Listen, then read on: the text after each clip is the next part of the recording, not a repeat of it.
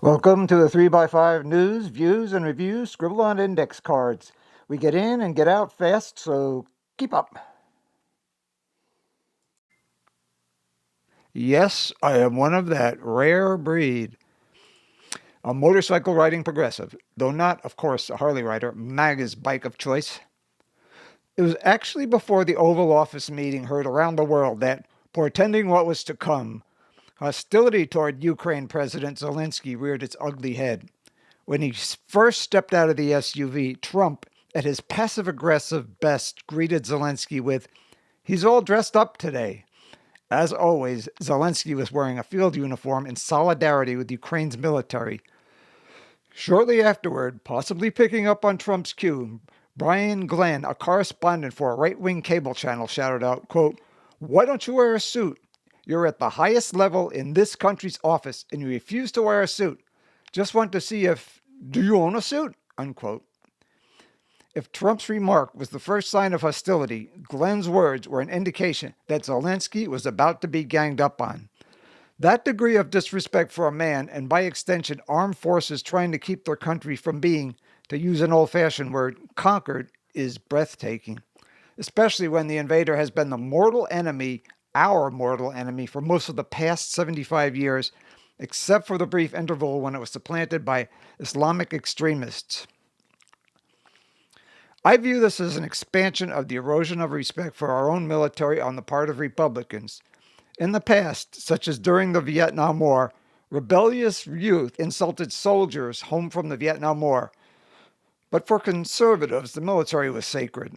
That's why it was so shocking when, during the 2024 presidential election, in an attempt to discredit Democratic nominee John Kerry, the so-called Swift Boat Veterans for Truth attacked not just his post-military anti-war activities, but his actual military record, complete with a Silver Star, a Bronze Star, and 3 Purple Hearts. In the end, of course, the only ones discredited were the Swift Boaters. For Republicans to attack a veteran, especially one so decorated by our own Defense Department, certainly crossed the line. It was not only a shocking new low in Republican lying, but even more destabilizing to political discourse, a sign that suddenly the military was fair game. It was obviously a serious miscalculation about the values of their base, right? Well, we all know how that worked out. Turns out Trump's inability to contain his disrespect for the military scarcely made a dent in his popularity. It's worthwhile revisiting some examples. He called American soldiers who died in war losers and suckers. He couldn't be bothered to visit the graves of American service members in France because it was raining that day. He diminished traumatic brain injuries suffered by U.S. soldiers, labeling them headaches. Then we move to the truly shocking, light years beyond swift boating. At Arlington National Cemetery, Trump said, quote, "I don't get it. What was in it for them?" Unquote.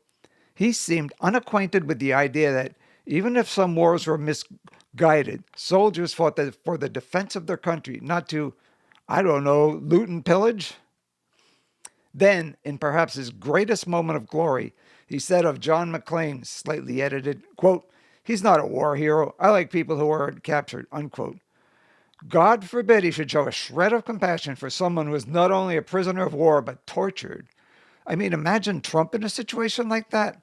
Finally, he said former chairman of the Chiefs of Staff Mark Milley deserved execution.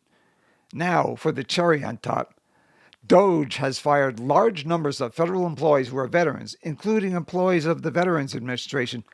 I can't help but wonder how veterans and active service members who voted for Trump en masse can live with this, and themselves.